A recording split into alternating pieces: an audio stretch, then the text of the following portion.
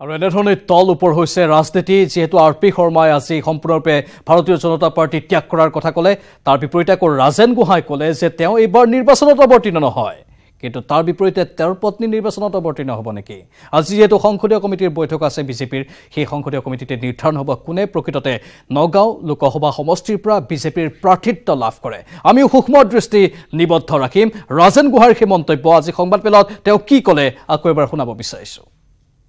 আপোনালোকে জানে মোৰ এগেইনষ্টত কেইমাহমান আগতে এটা ফলছ মিছা কেছ দিছিলে আৰু যিটো কেছৰ পুলিচেও ইনকুৱাৰী কৰি একো নাপালে আৰু লোৱাৰ কোৰ্টতো তেনেকুৱা কোনো সিদ্ধান্ত নহ'লে লোৱাৰ কোৰ্টৰ পৰা মই ক্লিয়াৰেঞ্চ পালোঁ তাৰপাছত হাইকোৰ্টত আহিলে হাইকোৰ্টত কেছটো ষ্টে কৰিলে কিন্তু এতিয়াও কেছটো সম্পূৰ্ণ সমাপ্ত হোৱা নাই যেহেতুকে 25 তাৰিখে ডেট আছে ইয়াৰ 25 মাৰ্চত আৰু যদি সেই 25 মাৰ্চ আৰু 26 তাৰিখে ইলেকশ্যন মানে নমিনেশ্যনৰ লাষ্ট ডেট গতিকে 25 তাৰিখে কিবা কথাত যদি শুনানি নহয় কিবা বন্ধ থাকে কিবা হয় তেতিয়াহ'লে মই অন্ততঃ দোষমুক্ত হ'বলৈ সুযোগটো নাপাম আৰু যেহেতুকে মই এতিয়ালৈকে দোষমুক্ত নহয় গতিকে মই সিদ্ধান্ত লৈছোঁ যে যেহেতুকে মই এবাৰ ইলেকশ্যন কমিশ্যনৰ যাৰ ক্ৰিমিনেল কেছ আছে তেওঁলোকৰ ক্ষেত্ৰত যথেষ্ট ষ্ট্ৰিক্ট ৰুল কিছুমান আছে আৰু সেই ৰুলৰ কাৰণে হয়তো আমাৰ দলৰ যথেষ্ট কেতিয়াবা কিছু ক্ষতিও হ'ব পাৰে বা বাকীসকল প্ৰাৰ্থীও কিবা অকৱাৰ্ড পজিশ্যনত পৰিব পাৰে সেইকাৰণে মই ভাবিলোঁ দলৰ কথা ভাবি যে মই এবাৰ যিহেতুকে যেতিয়ালৈকে মই দোষমুক্ত নহওঁ তেতিয়ালৈকে মই ইলেকশ্যন নিৰ্বাচন নেখেলোঁ পৰৱৰ্তী বাতৰি লোকসভা নিৰ্বাচনৰ বাবে প্ৰদেশ কংগ্ৰেছৰ 5 সমষ্টিৰ প্ৰাৰ্থী তালিকা ঘোষণা হৈছে মাজনিশা দিল্লীত কংগ্ৰেছৰ সাধাৰণ সম্পাদক মুকুল ৱাছনিক স্বাক্ষৰিত তালিকাত প্ৰদেশ কংগ্ৰেছৰ 5 সমষ্টিৰ প্ৰাৰ্থী ঘোষণা কৰা হৈছে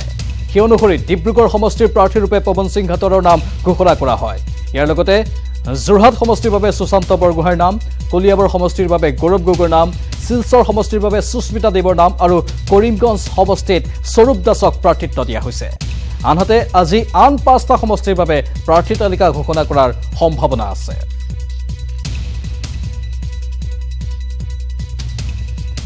আৰু প্ৰথম প্ৰতিক্ৰিয়া প্ৰকাশ কৰিছিল পৱন সিং ঘাটোৱাৰে প্ৰাৰ্থিত্ব লাভ কৰাৰ পাছত কি কৈছিল পৱন সিং ঘাটোৱাৰে এবাৰ আমি শুনাই লৈছো বেলেগ বেলেগ প্ৰাৰ্থীৰ কাৰণে বেলেগ বেলেগ সমৰ্থকসকলে তেওঁলোকৰ নিজৰ প্ৰাৰ্থীৰ কাৰণে তেওঁলোকে কয় আৰু নিজৰ প্ৰাৰ্থীৰ কাৰণে ক'বলৈ গ'লে অন্য প্ৰাৰ্থীৰ কাৰণে অলপ নিগেটিভ কথাও কয়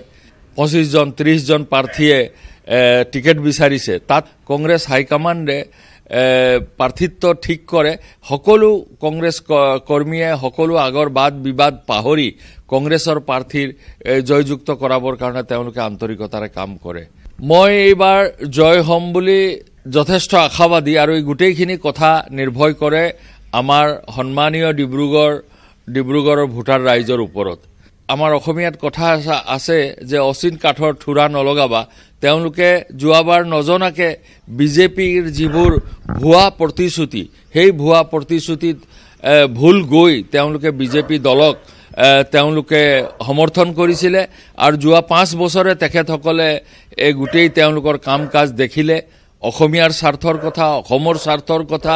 আৰু আমাৰ গোটেই ধৰ্মনিৰপেক্ষতা বা সংবিধান সুৰক্ষাৰ কথা গোটেইখিনি কথা বিবেচনা কৰিব আৰু ব্যক্তিগতভাৱে যিজন সন্মানীয় সাংসদ আছিলে তেখেতৰ কাম কাজৰো নিশ্চয় ৰাইজে হিচাপ নিকাচ ল'ব আৰু সেই সুবাদতে মোক ৰাইজে নিশ্চয় আশীৰ্বাদ কৰিব বুলি মই আশা কৰিছোঁ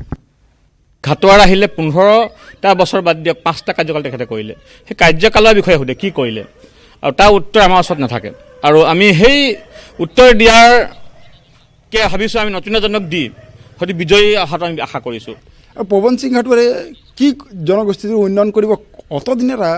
ৰাজভোগ কৰিলে আৰু কি কৰিলে এইটো সকলো মনত প্ৰশ্ন আছে আৰু ঘাটোৱাৰৰ আৰু এটা কথা কম যে ঘাটোৱাৰে যিখিনি কৰিছে একচুৱেলি তেখেতে যদি সঁচা অৰ্থত তেখেতৰ মানৱ দৰদী মানুহ এজন হয় শ্ৰমিক দৰদী মানুহ হয় তেখেতে এই কথাটো চিন্তা কৰক যে মই যদি নাথাকি নতুন প্ৰজন্মই যদি আজি তাৰিখত ৰাজনৈতিক হস্তক্ষেপ কৰে ডেফিনেটলি মই নকৰা কামখিনি হ'ব মই নোৱাৰিলোঁ মোক বাৰে বাৰে ৰাইজে কৈছে তোক নালাগে ভোট নিদিয়া মানে কি জনমতেই নাই তেখেতৰ ওপৰত অদক্ষ নেকি তেখেতে অশিক্ষিত নেকি নিৰক্ষৰ নেকি বিবেকহীন নেকি কেলে বুজিবলৈ চেষ্টা কৰা নাই মানে মুঠতে নিৰ্বাচন সমাগত জনপ্ৰতিনিধিক নিৰ্বাচিত কৰিবলৈ সাজু হৈছে সৰ্বস্তৰৰ নাগৰিক বিগত সময়ত চৰকাৰ জনপ্ৰতিনিধিয়ে দিয়া ভুৱা প্ৰতিশ্ৰুতি অৱহেলাৰ যোগ্য প্ৰত্যুত্তৰ দিবলৈ সাজু হৈছে জনসাধাৰণ চৰকাৰৰ পৰা কি সুবিধা লাভ কৰিলে হৰিজনসকলে লখিমপুৰলৈ আমি পোনপটীয়া সম্প্ৰচাৰত গৈছো আমাৰ সাংবাদিক সঞ্জীৱ লাহন আছে তেওঁ জনাব তেওঁলোকৰ মনৰ ভাৱ হয় সাধাৰণতে এইসকলক পিছপৰা মানুহ বুলি ভবা হয় এওঁলোকৰ কথাৰ কোনো মূল্য দিয়া নহয় যিকোনো সময়ত কিন্তু যেতিয়া নেকি নিৰ্বাচন আহে এইসকলেও মৰ্যাদা পায় ভাৰতৰ প্ৰথম যিজন নাগৰিক সেইজনৰ সমানে এইসকলৰো যিটো ভোট সেইটোৱে সমমৰ্যাদা পায় হয়তো দৃশ্যটো দেখি গম পাইছে দৰ্শকসকলে মই কাৰ লগত উপস্থিত আছো যে চাওক যিসকল নেকি হৰিজনসকলৰ লগত উপস্থিত আছো আৰু এইসকলৰ এটা মূল্য বৃদ্ধি পাব এইসকলে এটা সমমৰ্যাদা পাব যিহেতু নিৰ্বাচন আহিছে মই পুনৰ কৈছো যে অন্য সময়ত এইসকলক কিন্তু অৱহেলাৰ চকুৰে চোৱা হয় এইসকলৰ মনৰ যি ইচ্ছা অনিচ্ছা আছে এইসকলৰ যি দাবী আছে এইসকলৰ যি সমস্যা আছে সকলোখিনি কিন্তু অৱহেলা কৰা হয় আৰু আজি মই কথা পাতিম এইসকলৰ লগত যিহেতু নিৰ্বাচন আহি আছে নেতাসকল বা ৰাজনৈতিক দলসমূহ সকলোৱে ঢাপলি মেলি আহিব এইসকল লোকৰ ওচৰলৈ কাৰণ এই ভোটটোৰ যথেষ্ট মূল্য আছে মই লখিমপুৰ নগৰ মাজমজিয়াত উপস্থিত আছো কামত ব্যস্ত তাৰ মাজত এইসকলৰ লগত মই কথা পতাৰ যত্ন কৰিম বাইদেউ নিৰ্বাচন আকৌ আহিছে গম পাইছে পালেহিয়ে যোৱাবাৰ নিৰ্বাচনত আপোনালোকৰ ওচৰলৈ মানুহ আহিছিলে নে ভোট বিচাৰি আহিছিলে কি কৰি দিম বুলি কৈছিলে বহুত কিটা সুবিধা দিম বুলি কৈছিলে কি পালে আমি একো পোৱা নাই একো পোৱা নাই এবাৰ যিজন আপোনালোকৰ এমপি হ'ব সেইজনে কি কৰাটো বিচাৰে কেনেকুৱা হ'ব লাগিব যোনে আহে সেইটো ভাল বুলি কয় পিছতে বেয়া কৰে আমাকতো একো সা সুবিধা নিদিয়ে দৰমহা কিমান পায় আপুনি ৭,৮০০ টকা মাহটো চলিবলৈ জোৰে নে নোজোৰে মাত্ৰ ৭,৮০০ টকা মই আৰু যথেষ্ট সংখ্যক চাফাই কৰ্মী আছে তেওঁলোকৰ লগত মই কথা পতাৰ যত্ন কৰিম মই এইবাৰ আপোনাৰ ওচৰলৈ আহিছো কি ক'ব আপোনালোকে ৭,৮০০ টকা মাত্ৰ দৰমহা পায় মাহটো চলিবলৈ জোৰে নে নোজোৰে যিখিনি আমি ভাৰত চৰকাৰ বা অসম চৰকাৰে আমাক যিখিনি সুবিধা দিব লাগে চাফাই কৰ্মী হিচাপত আমাৰ পুৰসভাৰ কাম কৰা বা অন্য বিভাগত কাম কৰা সেইখিনি আজিলৈকে পোৱা নাই বহুত চাকৰিয়াল আছে ঢুকালে সেই ঠাইখিনিও আজিলৈকে পূৰণ নকৰিলে বিনামূলীয়াকৈ বহুত আমাৰ মানুহ ঢুকুৱা ঠাইত সিহঁতৰ সন্তানে কাম কৰি আছে কিন্তু আজিলৈকে সেই চাকৰিও পূৰণ হোৱা নাই আপোনালোকৰ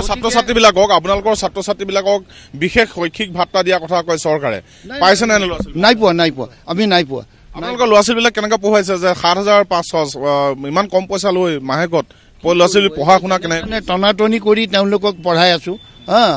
আৰু এটা কথা কি চৰকাৰে বা ৰাজনীতিক নেতাবিলাকে আমাৰ ওচৰত আহে ইলেকশ্যনৰ টাইমত ঢেৰ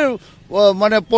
প্ৰলোভন দিয়ে কিন্তু প্ৰকৃতত আমি যিখিনি সুবিধা পাব লাগে সেইখিনি পোৱা নাই আজি আপোনালোকে গোটেই টাউনখন আমাৰ চফাই মজদুৰ মা ভনীবিলাক চফা কৰে কিন্তু তেওঁলোকে উচিত দৰমহা আজিলৈকে পাইছেনে নাই পোৱা পুৰসভা পিনৰ পৰা ঘৰ দুৱাৰৰ যিটো অৱস্থা বছৰীয়াকৈ তেওঁলোকক ৰিপেয়াৰিং কৰিব লাগে আজিলৈকে ৰিপেয়াৰিং কৰা নাই পানীৰ সুবিধা নাই যথেষ্ট সুবিধাৰ মাজত আছে কিন্তু এটা অতি ব্যতিক্ৰমী দৃশ্য দেখা পোৱা গ'ল এইবাৰ দেশৰ প্ৰধানমন্ত্ৰীয়ে কুম্ভ মেলাত যিসকল চাফাই কৰ্মী জড়িত আছিলে তেখেতসকলক ভৰি ধুৱাই দিছে তেখেতে মৰ্যাদা দিছে সঁচা কিন্তু আপোনালোকৰ যিখিনি সমস্যা সেইখিনি সমাধান কৰি দিব পাৰিছে জানো চৰকাৰখনে নাই পৰা চাওক দাদা আমাৰ এটা কথা আছে এতিয়া চাওক মোৰ মাও কাম কৰে মা দৰমহা দিয়ে আমি চলো মোৰ চাকৰি বাকৰি নাই মা দৰমহা দিয়ে চলো মা ৭,৮০০ মান পায় আপুনি কি কাম কৰে মই ফাণ্ড কণ্ট্ৰল অফিচত চাকৰি কৰোঁ নিদিব তেতিয়া ১৮ টকা তাৰ দৰমহা পাওঁ দৰমহা নাই মই লেবাৰ মিনিষ্টাৰকো যোগাযোগ কৰিছিলোঁ লেবাৰ মিনিষ্টাৰে কৈছিলে বোলে হৈ যাব চিন্তা কৰিব দৰকাৰ নাই এতিয়া কেতিয়া নিজৰ বিল্ডিং হ'ব তেতিয়া মোৰ চাকৰিটো হ'ব সেইটো মই চিন্তা কৰি আছোঁ মা তাত কৰিলে ২৪ বছৰ এতিয়া মই ২০০৬ চনৰ পৰা সোমাই আছোঁ আৰু আছে মই আপোনালোকৰ আকৌ কথা পাতিম আৰু আছে যথেষ্ট সংখ্যক লোক দাদা আপোনাৰ ওচৰলৈ আহিছোঁ আপোনাৰ ওচৰলৈকে আহিছোঁ যে কিমান দৰমহা পায় আপুনি আমি ৭,০৬০ টকা পাওঁ ৭,০৬০ টকাই আপুনি গোটেই মাহটো ৮,০০০ টকা পায় প্ৰায় ৮,০০০ টকা পায় কিন্তু আপোনালোকে মাহটো চলিবলৈ জোৰে নে খাই বৈ ল'ৰা ছোৱালী পঢ়ুৱাই মেলি নোজোৰে আমাৰ আচ্ছা নিৰ্বাচন আকৌ আহি আছে আপুনি গম পাইছে নিৰ্বাচনৰ প্ৰাক মুহূৰ্তত বিভিন্ন ধৰণৰ নেতা আহে ৰাজনৈতিক দল আহে আপোনালোকক বহু ধৰণৰ প্ৰতিশ্ৰুতি দিয়ে যোৱাবাৰ নিশ্চয় আহিছিলে কিমান প্ৰতিশ্ৰুতি পূৰণ কৰিলে প্ৰতিশ্ৰুতি যিখিনি কৈছিলে আমাক সেইখিনি আজিলৈকে একো আমাক হেৰিটো দিয়া নাই হৰিজন